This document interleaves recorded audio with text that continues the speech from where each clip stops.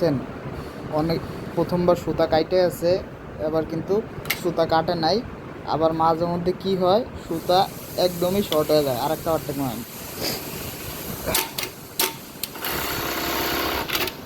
দেখেন এবার সুতা কাইটে উপরে উঠে গেছে। আসসালামু আলাইকুম ভিউয়ার্স, আজকে আপনাদের দেখাবো বারটেক মেশিনের ক্যাম টাইমিং কিভাবে করা লাগে। তো মডেলটা দেখেন ZJ9000DSS 3/04V4, এটা হইতেছে আমাদের জুজি মেশিন।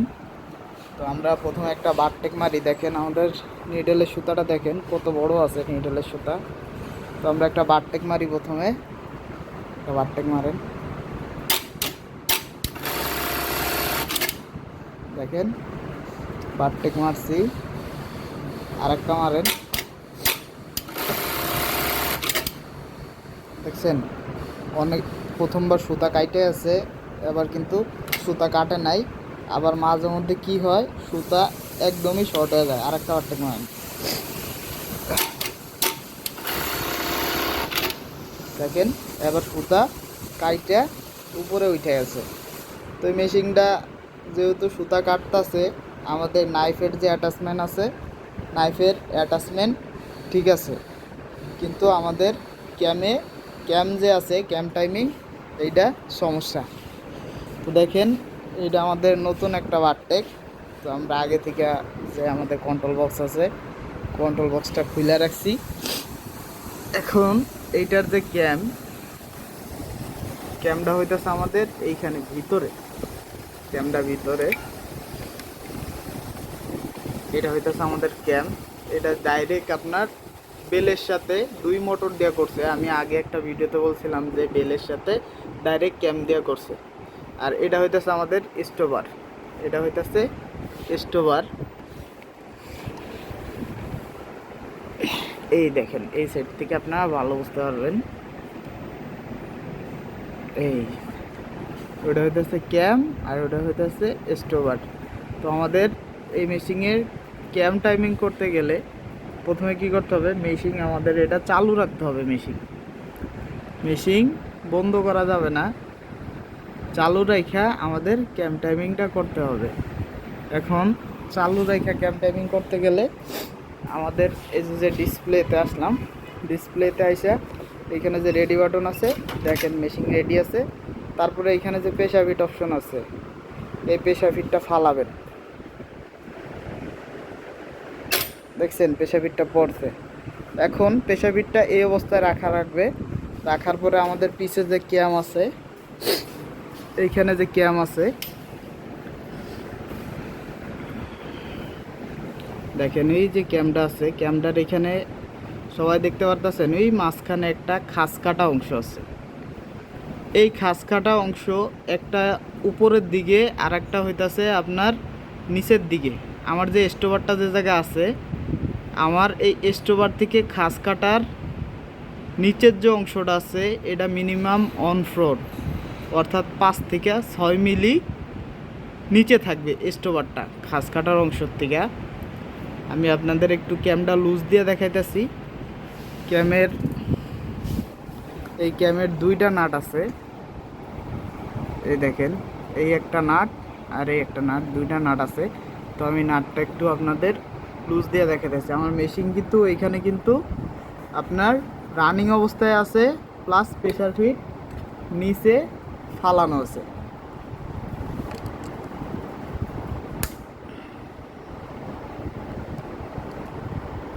এখন দেখেন এটা অনেক সময় ঘুরবে না, না ঘুরলে কিন্তু আমার এইখানে আর একটা স্ক্রু আছে, এই যে এটা আপনি উল্টা দিকে ঘুরাইলে কিন্তু আমার এই যে মেশিনের বেলটা ঘুরবে, দেখছেন বেলটা কিন্তু ঘুরবে। তো আমার একটা স্ক্রু লুজ হয়েছে, আর একটা স্ক্রু লুজ করা লাগবে। এইখানে যে স্ক্রুটা আছে, এই স্ক্রুটা লুজ করা লাগবে। তো ভিউয়ার্স দেখেন এই যে আমি 2টা নাট লুজ দিছি, 2টা নাট লুজ দেওয়ার পরে দেখছেন আমার ক্যামটা কিন্তু নড়তাছে। এই যে লাভের মতো যে ক্যামটা আছে, এই দেখেন এখন এই যে আমি উপরের দিকে উঠাইলাম, এই নিচের দিকে নামাইতেছি, লাভের মানে মাঝখানে এই যে দেখেন একটা খাস কাটা অংশ আছে।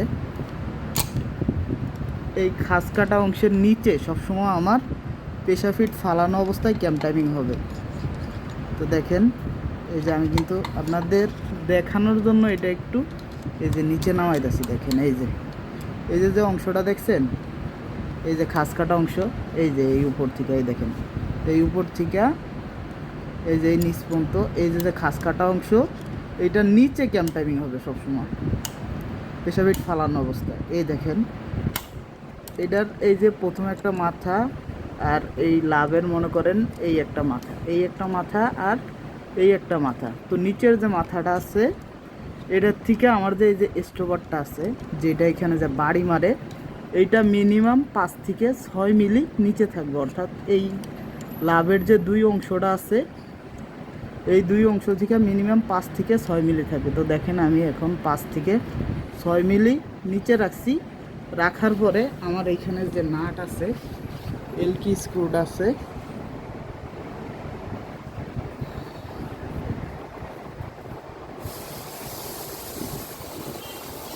এখন যে আমার এই যে এলকি স্ক্রুটা আছে, তো আমি এই এলকি স্ক্রুটা টাইট দিয়ে দিব। টাইট দিয়ে চালাবো, দেখব কি অবস্থা হয়।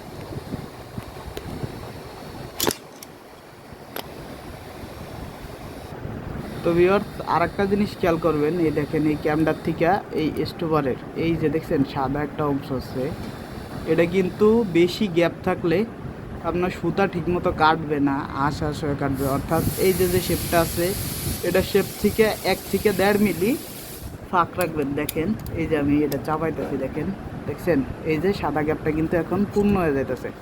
এটা কিন্তু আপনার এই শেপের সাথে লাগিয়ে থাকলে, এই যে শেপটা আছে এটার সাথে লাগিয়ে থাকলে কিন্তু আমার স্টোভার ক্ষয় হয়ে যাবে। আবার বেশি ফাঁকা থাকলেও কিন্তু আপনার সুতা ঠিকমতো কাটবে না। তো মিনিমাম আপনার এটার সাথে যাতে না লাগে সেই পরিমাণ, অর্থাৎ 1 মিলি পরিমাণ আপনি গ্যাপ রাখতে পারেন। যেমন ধরেন এই যে আমি 1 মিলি রাখছি, রাইখা মনে করেন এখন আমি এটা টাইট দিলাম। টাইট দিয়ে এখন দেখব যে আমার মেশিনে সুতা কাটে কিনা। দেখেন এদিকে অন 4 আছে কিনা, এদিকে এখন কিন্তু আপনার এই দেখেন লাভ থেকে কিন্তু নিচের যে অংশটা আছে এটা অন 4 আছে। তো এখন আমরা বারট্যাক মারবো, দেখবো কী অবস্থা, সুতা কাটে কিনা মেশিনে। দেখেন এই যে আমরা কিন্তু এখনও কিন্তু এই যে প্রেসার ফিট ফালানো অবস্থায় রাখছি। তখন আমরা এই যে রিসেট বাটন চাপ দিব, চাপ দিয়া প্রেসার ফিট উঠাবো। এখন আমরা সুতা লাগাবো, সুতা লাগায় দেখব যে মেশিনে সুতা কাটে কিনা। তো ভিউয়ার্স আমরা কিন্তু চেষ্টা করি নিত্য নতুন ভিডিও দেওয়ার জন্য, ভালো ভালো ভিডিও দেওয়ার জন্য। তো আমাদের ভিডিও যদি ভালো লাগে একটা লাইক দিবেন, কমেন্ট করবেন, বেশি বেশি বন্ধুদের মাঝে শেয়ার করবেন। তো আমরা দেখি এখন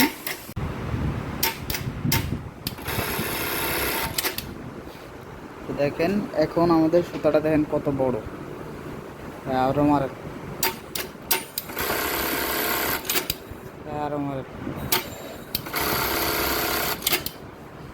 তো দেখেন কত সুন্দর করে ফিনিশিং হয়ে সুতাটা কত বড় কাটতেছে, দেখছেন। তো ভিউয়ার্স যদি এইভাবে বারট্যাক মেশিনের ক্যাম টাইমিং করেন 100-এ 100%, এত বড় সুতা থাকবে, দেখছেন কত বড় সুতা আছে। আর যদি সুতা কমাইতে চান, যেইখানে আমি অন 4 বলছিলাম 5 থেকে 6 মিলি, সেইখানে আপনারা 3 থেকে 4 মিলি রাখলে, এর থেকে যদি আরেকটু ছোটো সুতা রাখতে চান তো 3 থেকে 4 মিলি রাখলে সুতা ছোটো হয়ে যাবে।